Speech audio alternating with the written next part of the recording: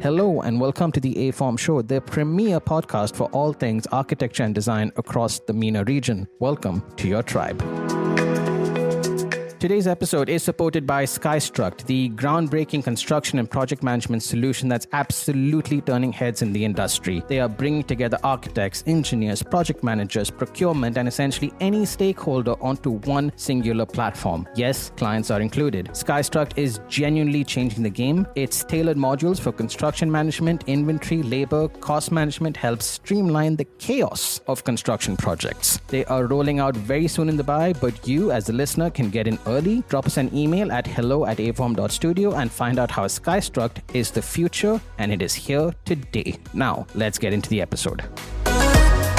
Welcome to the show, everyone. Today we are joined by Monica Arango, founder of C'est Ici Design. Originally a lawyer by profession, Monica is now known for her minimalist design approach with C'est Ici.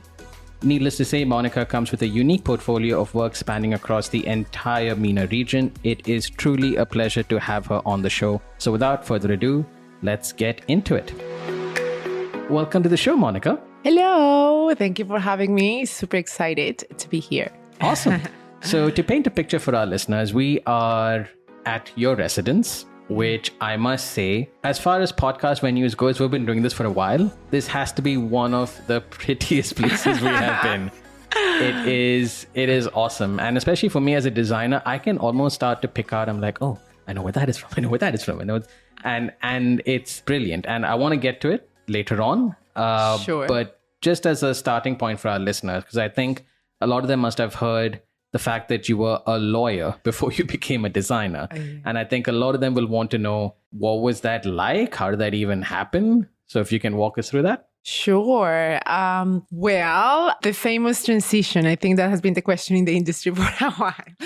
I mean, to be honest with you, when you talk about transitions, it's never a decision that you take from day to night. Yes. It's an evolvement of life, I think. And I think for myself, super grateful to have studied law, to have practiced law. In fact, for me, it was not an easy kind of road. I mean, I'm Colombian, learning English, applying for these universities. So it was definitely a challenge. And when I did it and I finally qualified, I decided to exit the industry. And that was an evolution of my life. So what happened was that as I became a mother, my priorities kind of changed. From my background, my family is within the industry, especially my mom. And I've always been familiar with that creative aspect. Back in the day, when you were going to, decide what to study, I think that it's a challenge to say, oh, I want to be an interior designer rather than a lawyer. So I think that kind of question from my side, from my family kind of angle, it was difficult. So I kind of never pursued it. So I left it like that. And then through my motherhood, through my evolution of my life, I've kind of decided to shift in a very organic way. So I think that there was definitely a tipping point where it was through a personal project. And basically it was through a property that we have in France, in the south of France. And we decided to take it forward. So I did all the design, the FF&E selection and all of that. And when I developed the project and we came into the installation of the whole thing, then I realized that maybe there was something here. But back then, the thing is that when you have done something for a very long time, it's very difficult to believe that you're able to do something else. Correct. So my transition was not automatic, I have to say. I stayed in my job for a while and my first clients were my colleagues. So I did... As it happens. Yeah. I know. So I did a trial with them. It was obviously working for free. And then that period gave me really the opportunity to begin. It's not that you're going to be good or bad because honestly, you don't know where your road is going to go. But at least that gave me like a step to begin what I wanted to do. And this is when I transited to interior design. So it was not a decision from day to night. I got the idea from a project in the south of France. Right. And then after that, it was an evolution of that to what it was. And then after, I think 7 months, I incorporated the company legally. Awesome. Yeah. I'm sure there's a lot of our listeners who maybe are already in design, for example, but maybe want to make a transition. Maybe they're doing lighting, but want to do interiors, or they're in landscape, want to do interiors. I know that you mentioned that it wasn't overnight and that it took time, but if you could tell them words of advice, how would they even go about getting a client? Should they maybe look at their own network perhaps, or how would they go about that? So that's a very good question, actually. I've been asked that quite a lot. How do you get your clients? How do you get your work seen? My answer to that is honestly, when you start something out of passion, like pure passion, you set aside your ego. You set aside, oh, my design is amazing. No, but you actually, when you are creating, you are really creative with an incentive and with a motive. Your work will speak for yourself. And then, I mean, we are in an amazing country where it's big, but it's not that big. So word of mouth here is quite strong. If you focus on being original, that's my first advice. I mean, there is a lot of social media now. We have Pinterest. It's very easy to go with that avenue. But if you start focusing on, like that creative part and that originality, and then your work would speak for yourself. And this is, I think, what happened a little bit with C'est Ici. To be fair, when I started, my intention was like, oh, how many clients am I going to get? My intention was like, I'm just have one client and I'm going to be the best job that I can with one little client that is paying me almost nothing. So that's the angle that I always advise people. Either building their own businesses, whatever is interiors and anything else, is like, be humble, set aside your ego, begin. And also, actually, a very good advice is forget who you were before. Oh, I was earning, I was this, I was that. No. Now you have transitioned, you've started from zero, start from zero. So I think that's kind of what I think. Interesting. A very practical approach, and one which I think if you go down, I don't see why you wouldn't be successful. If that's the kind of approach that you're taking, it makes a lot of sense. Another question that I want to ask you is something which a lot of designers struggle with it, even people who've been in the industry forever, for example, is that how do you establish your taste or what you like? Because I get the impression, especially for something like interiors, which is, so fast moving, and there's always, something new and a new trend or something which is, kind of taking over the industry. How do you establish, for example, with C'est Ici, a design style? I mean, looking at where we are, I can tell that, you're definitely a minimalist to some extent. With warmth. but how do you establish that? I mean, how did you realize that, this is what I like? Direction. Yeah.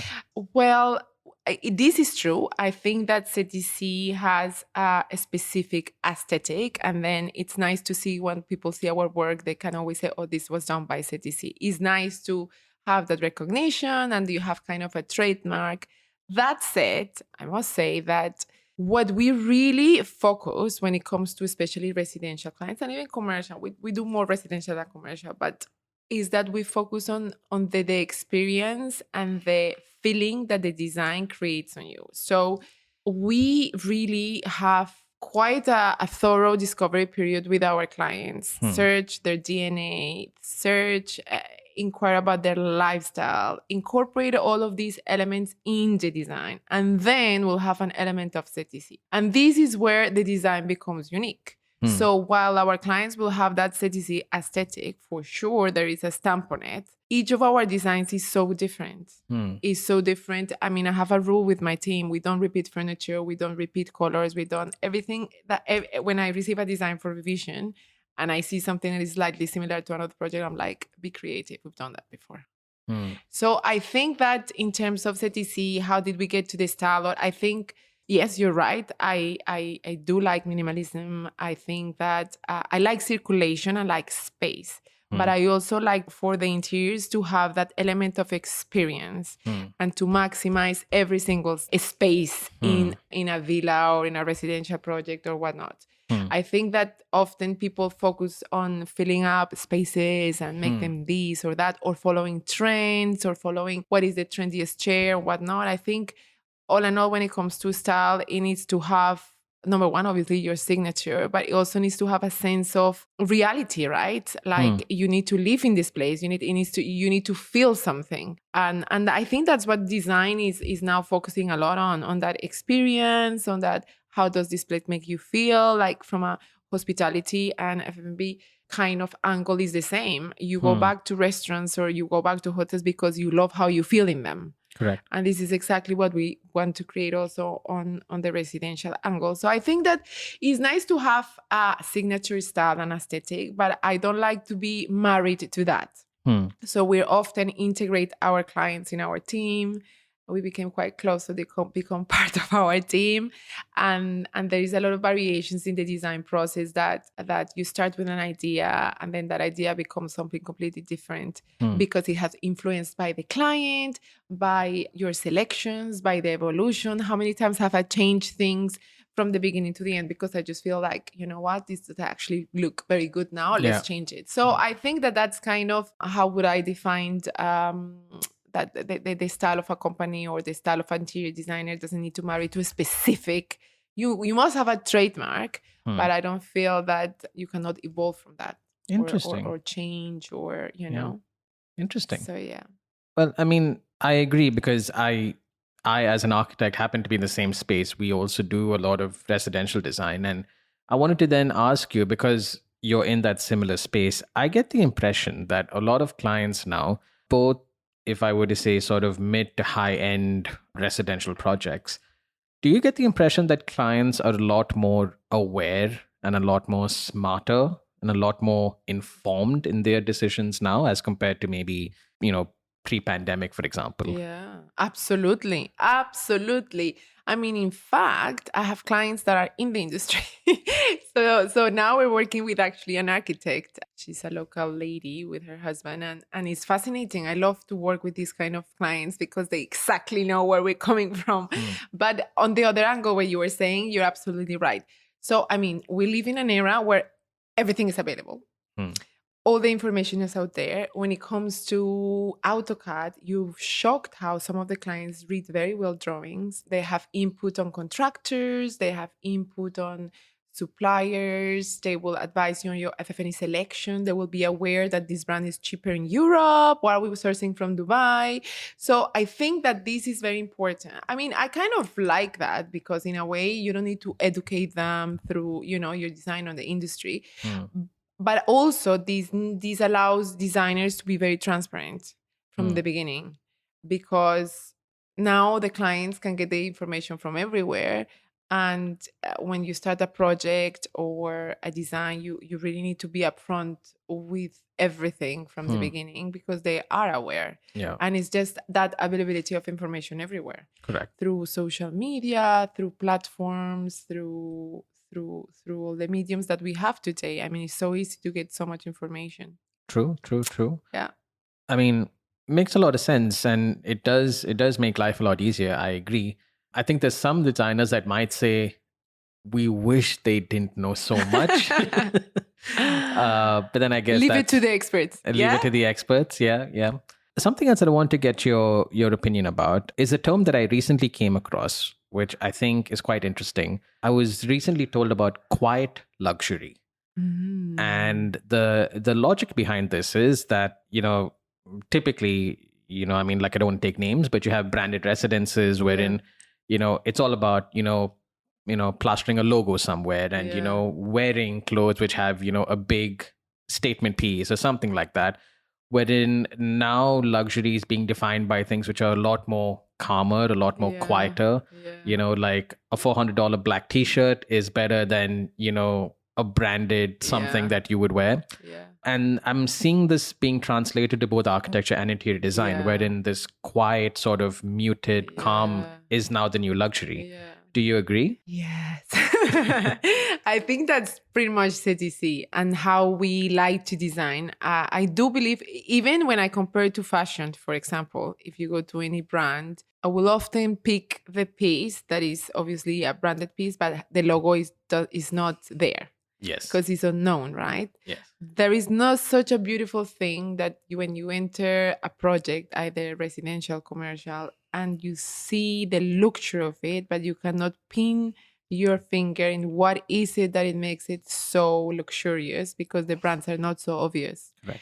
And this is a really nice, interesting approach, because then you are kind of not angling to the pretentious show-off, showcasing, let's Instagram this is beautiful, but your angle goes more to the experience. How do you feel in this space? I feel calm, I feel happy, I feel like I want to come back, I feel tranquil, I love the smell, I feel like I want to chat here forever. This is it. And this is, I think, a post-COVID syndrome, I always say. I think that because we were all secluded for a while. I mean, Dubai was amazing. We were not really secluded, but the world was.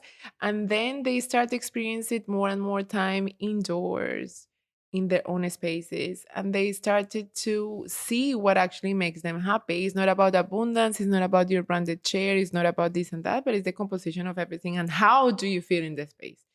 So for me, that's definitely that luxurious, kind of silent luxurious. And I think that now the high-end brands that we see from the design angle, they're focusing on that angle. That you can see now, like if I top of my head, like all the Scandinavian brands, well, they're obviously minimal, but they're all driven to that luxury, silent angle. The Italian brands as well, they're less populated with Rococo or goldish side or whatnot. So I think that there is definitely that. I do like to mix and match. So it's not all about that whitish effect and everything is calm. I like to shock the interior with something completely unexpected at the last minute. And it's nice to have that. But yeah, definitely, I agree with you. I think that's I love the angle of that silent kind of luxurious look and feel. Yeah. Agreed completely. I'm on the same ship, the same boat. Nice that we're both in the same shot. I then want to ask, of course, about where we are at the moment. I think if you ask any designer, maybe an architect as well. As an architect, I tend to think like an architect, obviously, and working on your own residence, to me, I cannot think of a more complicated project. And I think most designers would agree that it's something you can work on forever. Yes. And never be happy with, even if it's completed. So I want to ask you, what was your journey working on your own residence? What was that journey like? Oh my God. It's a good question. It's an ongoing question. It's never complete. It's never complete. Well, so actually, we have been in our home for the last 2 years, almost 3 years now. And I took my project, my residential home project as an actual project. So when it comes to the design process and all of that, it was exactly the same as I did with any other projects. I did have a secret folder called my dream house. And I've developed this dream house for years. Just every single angle that I wanted to do, how I wanted to feel, again, with that experimental kind of design, how I wanted my kids' rooms, how I wanted everything to be. When we moved in, we didn't have the budget to do everything. So we started with the essentials and with priorities. And then all along our journey, we have developed my dream home folder has been developed through stages, which is okay with me, with my husband, with my kids. And it's been a nice journey because it has not been pushed by anything. So we do it when it's the right time. And, so it's been a nice process because I have not been rushed. I think that we're creating also our home for us, not the angle is not to show off or not, it's for us. So our process has been like, so we just redid the kitchen, for example. Then I think before December, we did this side of the house, the dining where we're sitting now. And so everything that has come at its own time. For example, I wanted these casino chairs for a long time. I waited. They are beautiful chairs. They're chairs. So this is it. And this is one thing that I often advise our clients. They get sometimes a little bit stressed out with the budget and they want to do all at once and whatnot. That's the ideal world. But if you don't want to do it through it, you can do it through a process. And in terms of the design journey, as I told you, I am a little bit structured, unfortunately. That's corporate. But that's a good thing. Lawyer side has been. And then my team sometimes is like, why do we need to write like that? Yeah. It's very formal. Right. But no, through the project of my home, we did actually a design concept proposal. We developed it. The house was rendered. I had a contractor. I had my right-hand carpenter that's been working with us for a long time. So it was not just like, because it's my home, I'm just going to do it the flop way. Yeah. I actually did it the way that we develop all the other projects. And then obviously I had the amazing input of my team. Team, if you're listening, pat yourself on the shoulder. You've done a very good job. Team, thank you. Yeah, I mean, I sort of take a very similar approach to my residents too. It's what I like to call, again, another concept I was introduced to. I want to say it's wabi-sabi, something like that. Yeah. Essentially meaning that it's never really complete. That is always something sort of changing. Yeah. Which is interesting. Switching gears then very quickly, you touched upon something which I've been dying to ask you ever since I found out. Ask me. Found out about your journey, obviously the fact that you were a lawyer before you became a designer, and you just touched upon it now in terms of even communication with your team being a certain way because of how you probably see your copy and so on. As designers, obviously, our industry contractually not the best. Many loopholes for, unfortunately, both designers and for clients. Yeah. And many times things don't work out the way that they're supposed to. So for designers listening who are thinking about how they write their contracts, how they structure things and so on, if you could give them advice, what would you tell them? What do you think they should probably look at and think about? Yeah, it's a good question, guys. Yeah, okay. So that's one thing that I'm super grateful, obviously, of my journey when I was studying law, when I was practicing within the industry as well. Actually, I have to say that the contracts of the DC were drafted by my ex-boss, the employment contracts and also the contractual, obviously, agreements with our clients. So I'm going to give you 3 very good tips. Okay. I think that let's talk about templates. So I know designers being designers, they're not very corporate or commercial in that side, especially when one is a small company or they don't have kind of that corporate angle. You guys tend to have like one template contract for all your projects. Yes. And you tend to apply that through all your projects. My advice today to this is like, actually, guys, you should have obviously a general template contract, but it needs to be customized per project because the scope is so different. The terms can be so different. You can negotiate with your client in a different way because obviously some projects are more demanding than others. And it's just your negotiation incorporated in the contract that will make a difference and a good impact. If you tend to use this template all along your projects, it's not going to be that customized. It's going to be very general one, and then it's not going to protect you. So really look into your scope of work and your new projects. And yes, obviously use the template. You're not going to create a new contract for everything, but really implement clauses or terms and conditions that will really apply to that specific project. So I think that that's one advice that I was given actually, and I apply it quite often. My second advice is the time frame. Oh my God. So I think that designers, architects, contractors, this is the loophole where we have conflict with our clients, expectations. Yes. And I think that this is something that can be implemented really nicely in contracts. So more often than not, believe it or not, the delay sometimes happens because maybe the client has not made the decision. Maybe we're waiting for the feedback. Maybe they saw the design concept proposal and they waited 3-4 weeks, and then your final concept is completely scheduled, is all of that. So I think that expectations from also the client are very important to incorporate in contracts. So consider those things. For example, time stimulated from the feedback of the client.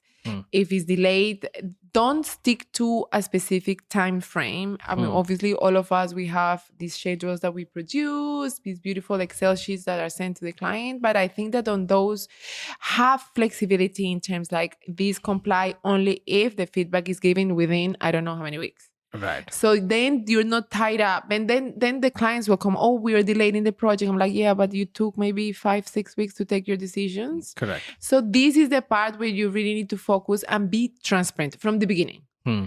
And once you allow this kind of conversation with the client and expectations, then they know, oh, okay. So the most important part is that the communication part from the beginning, and then incorporate some sort of terms, Yes. not marrying to your kind of data that you put on it. So you can protect yourself as designers or architects or whatnot. Right. And I said I was going to say 3. I Yes. don't know. I forgot about the 3rd. So no, I think that generally, I think that timing is a very important one. And then client expectations generally. I think that that's something that can be throughout the contract. I think that, there are many loopholes within a project, and when it's that part when you don't manage contractually the expectations, that's when you have your loopholes. And as a general advice is that do pay attention at your contracts, because they're gonna protect you. They're also gonna protect you against like third parties, contractors, any other suppliers. So I think that focus on that and do pay attention of it, because it's a nice way to protect yourselves, right, through any kind of future dispute, or it will avoid any kind of conflict. Yeah. No, I think if you view it more as that, because I think a lot of designers, and again, I can speak for myself and maybe a few others, contracts are typically quite, either they're just intimidating and, oh, I just don't want to deal with it or whatever it is, or they're just, I don't understand this. I'm a designer, I should be focused on design, somebody else should be doing this. I don't want to do this. And that's typically the approach that comes towards most things business, not even just contracts, which is unfortunate, because it's one of those things that if you actually focus and get right, it actually allows you to be a better designer. It gives you more time, gives you more flexibility, like you said. Yeah, completely agree. Thank you so much. But for that also, my advice is like, you don't need to know this. Just hire professionals. There is a lot of bread and butter, as we call them, lawyers, that they would just draft you a template that's going to be used through all your projects and all of that. And that will can get advice on how can you flip them around, or how can you amend them through the different kind of projects. But that's my other advice. Just obviously go to the experts, because you're not supposed to know this. Yes. Yeah. And I think, I would just want to add a point, and please, clarify me if I'm wrong. I like to tell people that if you're going to work on projects of a certain value, most projects that anyone works on in this field, at least 6 figures, if not more. In some architecture projects, even touching, in the millions of dirhams, for example. Getting feedback from a lawyer, the cost that you would pay, for example, getting feedback on a contract, less than 1%, 2% of your overall project value. And people generally don't think of it that way. They think that, oh, but that's just an additional cost, which I can probably save, and I don't need to do that. And maybe you don't for every project, but I think, like you said, especially for establishing your main contract, that investment, I think, is definitely worth it, long run. Yeah. This is where you kind of need to think a little bit long term. But that definitely another thing that when it comes to obviously contractor is also the scope. If you're going to do something super mega small, I don't think that you need a contract for that. True.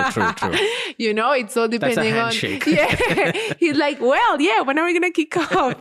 No, but it's obviously the large projects that you really need to look into it and pay attention and just protect yourself. Nothing bad is going to happen, but it's important to have that protection. Yeah, it's good. It's good practice. It's a safe, exactly, and it should be applied. Yeah. Interesting. So another question I want to ask you, again, this is something which, again, a lot of designers struggle with, and something which I struggle with also from time to time, which is technical knowledge, right? Many times I get confronted by engineers who tell me, oh, but we can't do this, and oh, those duct sizes can't change, or oh, those column sizes can't change, etc., etc. And obviously, now that I've been in the industry for a while, I can kind of be like, no, not really. It actually can, and you actually can do this, and so on and so forth. But that obviously comes with experience, or if you've learned it or something like that. In your case, I want to know, what was that journey like? Did you actually have to pick all this up? Oh my God, that's such a good question. You're talking to the non-technical, now a little bit technical person. Of course, I didn't know anything. Nothing. Of course. It was not my background. It's not that. There is 3 things that I always say when it comes to the technical side of things and technical drawings and shop drawings. So, of course, I've learned with the job. And that's something that it doesn't happen again from day to night. It's something that kind of progresses on you when you from one project to another. You learn more and more and more. But on that angle, what I did is that I surrounded myself with professionals, to people that know their job inside out, because I think that my skill set, well, I can read tech drawings, but I can read shop drawings, but I can advise when we come to schematic spaces and all of that. I can sit with an architect and we can have a chat. But I don't consider myself that I'm the most technical person. So I always have my tech guy next to me. We make sure that everything is in line. And then again, interior designers, though, obviously they need to know their technical angle. But at the same time, when you are within a residential project and you have the structural part of that, you have many members in that team that need to contribute to it before you even start schematic layouts, demolition plans, and all of that. And this is why we often call them, like, we do workshops. We come with the contractor, with the engineer, we show them our design. Can we do this? Why not? Of course, now we are a little bit more aware of what we can do, what we cannot do. But I think that the skill sets is the skill set, and the people that are only solely dedicated to that, and that should be it. And then again, surround yourself with that side of the industry, and don't be scared of not knowing, right? Because I think that that's one of the main things, that you are assumed to know absolutely everything or be on top of your game of everything. And I think that in order for an interior design studio or company or whatnot, one of the things that I think that is very important is to divide those skill sets. Well, all of them are interior designers. Some of them are amazing at FF&E selection. They specialize in that. Other side is the technical side of it. Then you have your draftsman. Then you have your concept designers that are amazing creating concepts. And so if you have the bundle of all of them and you unify them, then you're going to get something great. So yeah, it's just identifying the skill set and whatnot. And when it comes to the technical side of things, I think that you also need to be honest with yourself and know what you don't know, and be surrounded by the best people. And I think that I actually took that advice from, I follow a lot of entrepreneurs and big owners of brands and whatnot. And there was a very interesting documentary by Ralph Lauren. And so Ralph Lauren, by the way, was not a designer. And one of the things that he was telling, like in his documentary, was that he was very poorly educated on the financial side, on that accounting angle and all of that. And in my case, that was my main concern with CTC. Like, obviously I knew the P&L kind of basics and, but I'm not an accountant and I do not like numbers. So I was a little bit freaked out at some point. And one thing that he said was like, the moment that you identify what you're really not good at, hire the best and surround yourself with the best.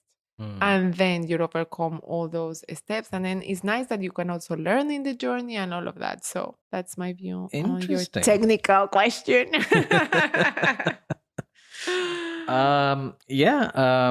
Definitely the right way to go. I find myself leaning on suppliers even many times who are a lot more technical. I mean, for architecture, for example, glazing, for example, is something which changes all the time. And, I think there's this illusion that most designers think that, oh, I should know this, No. Which, is not the case, which is good to hear from you as well. Yeah. And this is also come back to being a little bit realistic of who you are and what you do. And the moment that you express that, I have often been in meetings with clients that put me on the spot, and I actually say, don't know the answer to that. I'll get back to you. And it's nice that when you recognize that, and you don't need to know it all, and it's okay to question, and it's okay to find advice from other people that are like on top of their game in that subject. And it's nice to be humble in that way, know? Yeah. I agree completely. Yeah. So we've obviously, we've spoken about the technical side of things. Now the fun side, the design side of things, right? My thing. I want to ask you, as we sort of, wind down the episode almost, C'est Ici is relatively new. I mean, in the large scale of things. Yeah. But obviously, you're off to a flying start. Clearly, you're doing some really good work. Thank you. What's what's the future of the brand? I mean, what do you want to be doing? What are you working towards? I need to talk to my accountant. No. Q3 says this and Q4 says that. No, I think that, look, that's actually a question that a lot of people ask me. I think that one of the things that I love about CTC is that it's also a lifestyle for my life, right? So I've created the company in a way to design a little bit of how I live and the person that I want to be. And I'm a mother at the end of the day. So as much as I want to grow the company and amazing opportunities that come all along, I'm very realistic about my reality and my priorities. So that plays a big angle in terms of how fast I'm going to grow. And I'm really taking one step at a time. I think that now CTC has turned into the point where we are taking really interesting residential projects, more long-term, more of a bigger scale. So I think that what I wanted to focus, especially in 2023, was really focusing on my team, making it as strong as we can, educating them, learning through the process, and focus on that growth instead of growing the hiring more people and getting more projects, because I do believe that the better we get, the better we can deliver, and then we can allow ourselves to expand a little bit. So I am working on a secret project that I cannot reveal. Sure. And I'm super excited about because it's something that we wanted to do for a very long time, and I think that now is obviously the right time. Something that we've been doing only for clients, but I think that CTC is ready. When I'm able to reveal, then I will. Sure. And then another angle that we like to explore is like projects within the industry. So aside from our residential and commercial projects, we are also excited to work with, for example, recently we worked with Art Dubai. So those little projects, or Dubai Design Week, we done some work with them. So these projects, I always like them because they really make my team happy. It's a really nice way to distract yourself from that day-to-day, typical project or design or whatever they are into, and then they have the opportunity to create something absolutely different, or an installation or a prototype or whatnot. Yeah. And that is a really nice way to exercise that creative and that creativity, and that makes them happy. So more often than not, I do take these projects, and it's a nice like way to distract a little bit that creative part from my team. So I think that the future of CTC is that we are working hard.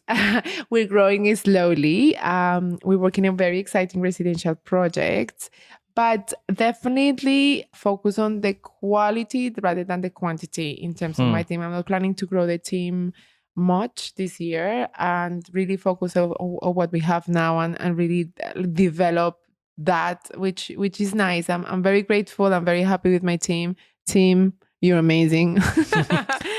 Thank you. And thank you for listening this far. I mean, I talk too much. I almost want to ask a follow-up question, which I don't ask a lot of designers, because I get the impression that it's not occurred to them yet. But I feel like with you, maybe this is something you've thought about, and you can feel free not to answer. Okay.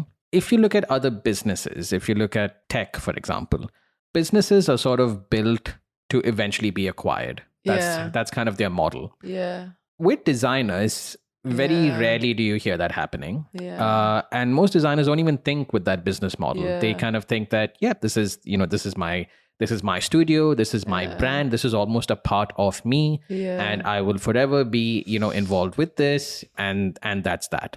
I want to know what your thoughts are. I mean, obviously not with C'est Ici per se, but with designers, do you think that's a right approach? Should designers be thinking more about, acquisition, a decision that, maybe I don't need to be involved with this eventually. Maybe, yes, I can build a brand and build a team. And if that needs to be acquired by another company, so be it. I'm not, that won't make me sad. What are your thoughts on it? Another very good question. Absolutely, has crossed my mind. In fact, I think that the beginning of CTC was very personalized. It was very like money, and and this is where you're very far from that acquisition part, or where you're going to be one day bought from another company.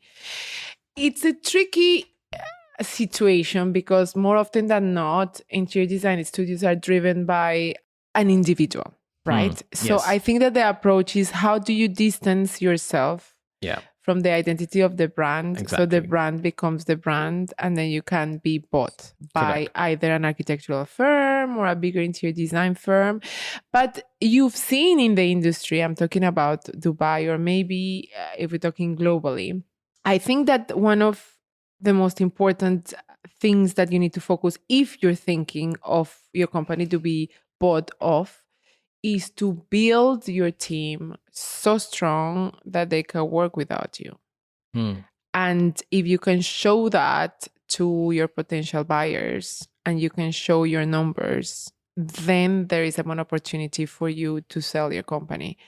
It's just how strong your team is and how can they really detach from that identity of that individual, that she's the one that does it all. And to be fair, that was the position of CTC for a couple of years, but my main aim was to change that. Not because I want to sell CTC or whatnot, but because I wanted to detach on a lot of other responsibilities that I didn't want to deal with. I started to delegate that more. And even from an interior design angle, and this is one of the things that some of the interior designers that work with our company tell me, is that when they feel that they work in CTC, they feel that they're more involved, that their creative sense matters, that their concepts are actually incorporated, rather than a big firm that basically you start from zero, and then to get into that, for your idea to get into the design, it will take a very long road. True. So I think that once you build a team with that kind of mindset that they can do it, and it doesn't matter how old you are. Yep. And this is the thing that I believe, because look, my team it's a young team. But where we are now, I'm shocked of how much they have evolved and how much have they improved and how they're managing projects by themselves. I mean, in fact, yesterday was the first design concept proposal in 7 years that I didn't touch. Wow, that's a big milestone. I know. And then I sent a huge email saying, like, it's the first one in 7 years. It's been the first one when I didn't even change a comma. Wow. And this shows a lot, right? Yeah, I mean, on the one hand, awesome. And again, team, if you're listening, congratulations. I think my team should be in this podcast. that is a very big achievement, but for multiple reasons, right? Because I think a lot of designers, especially, smaller firms that start off with one designer, for example, or even if, there is a lead designer, I think the thought of that, it's this weird thing, right? Like, I mean, on the one hand, it sounds awesome because, you don't have to be that involved. But then on the other hand, I can see why for some designers that's very scary as well, because they're like, but if, that can happen, then what am I doing? Where do I fit into everything if the entire team can work without my input? And I think that's brilliant if you can reach that place, because then you can realize maybe something else. And yeah, I mean, I think that that's where we wanted to be. I love incorporating their ideas also in the concept. And then again, we go back to the ego. It's not about me. It's not about, it's because I touched this design. It's amazing. I mean, our designs is honestly a contribution of absolutely everyone, including our clients that often have amazing ideas that come into place. So I think that's amazing. And the most important thing is that makes your employee on another level of ownership to the company. They do feel valued. They do feel that what they produce is going to be the end result. And I mean, it's a really nice, I think, way to see your creative part being actually part of an amazing project and the end result of something, without me mocking and revising so much. and what's most important, again, this is something which I see happening with a lot of firms that started with small teams and have now become bigger, is that it's very difficult to scale because of that one designer, which again, when you started, was actually the good thing about it, that there was, this one designer that designed everything. But that's not scalable, because eventually, your projects increase, the scope increases. Exactly. And you can't rely on that one person. So this is exactly where I actually wanted to be. If we wanted to get more projects, I wanted each of them to be super strong. Yeah. So they didn't need me to be on top of their game 100%. Yeah. I'm the creative director. So to be honest with you, I am still involved in every single design. And I have my input and we go through workshops and all of that. Because to be honest with you, that's the part that I love. And I don't want to stop that. Yeah. But I think that, I think that that's it's an amazing thing that happened yesterday. It shocked me. And it shocked them as well. No, it is. They were like, what do you mean? You didn't attach the draft. I'm like, I didn't need to attach it. It's good to go. That is, I'm very happy for you because I know how difficult that is to get to that point. So congratulations. That's a big, thank you, that's Alex. a big achievement. Kind of as we end the episode now, we have a closing tradition, which you touched upon before we recorded. Don't be nervous. The tradition is that we ask our guests that have been on the show, and we'll ask you eventually as well, for a question for the following guest. And typically they don't know, obviously, who the next guest is. So it's a completely blind question. They don't know who it's going to. Nice. And we have a question for you today. Are you ready? I'm ready. All right. So it's a fairly straightforward question. Okay. I'm not that nervous anymore. What is the advice that you would give to your younger self? If you could go back to Monica when she was 15, 16, what would you tell her? I think I will tell her, follow your passion. Okay.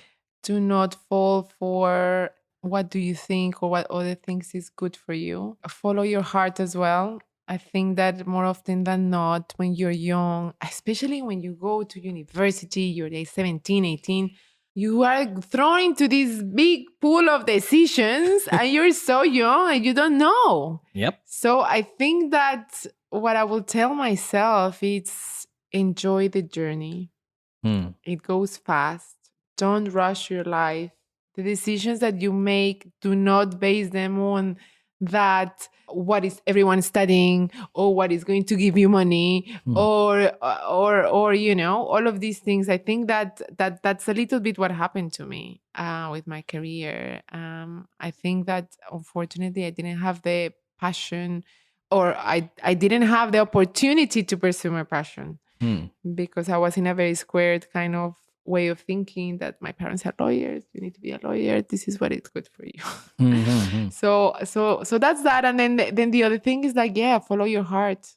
I mean, I read the other day a quote which was very, very interesting about one of the most important things is that, right? Your priorities and your in every single decision. And I think that will be the advice to my younger self. Awesome. Monica, I cannot thank you enough for your time. This has been quite learning for me. It's always Alan. It was so nice to be here. It's always good to talk to designers who, maybe come from a different background because it, just opens up my mind as well to, thinking in a different way. And of course, the show would not be possible without, designers like yourself being part of it. So on behalf of the team, thank you so much for your time. And we definitely look forward to having you on in the future. I know. Thank you, guys. And I love what you're doing. I think it's awesome. I love podcasts. And obviously having a podcast for interiors and architecture is just amazing. So great. Thank you so much for having me. All right. Thank you so much. And for the rest of you guys, we will catch you guys next week. Fellow aFormer, thank you so much for your time. If this episode added any value to you, please share it with anyone who may benefit. If you want to carry on the discussion, please get in touch with us over socials. We are at aForm Show on the gram and hello@aForm.studio on email. That is at aForm Show on the gram and hello@aForm.studio on email. Until next time, stay inspired.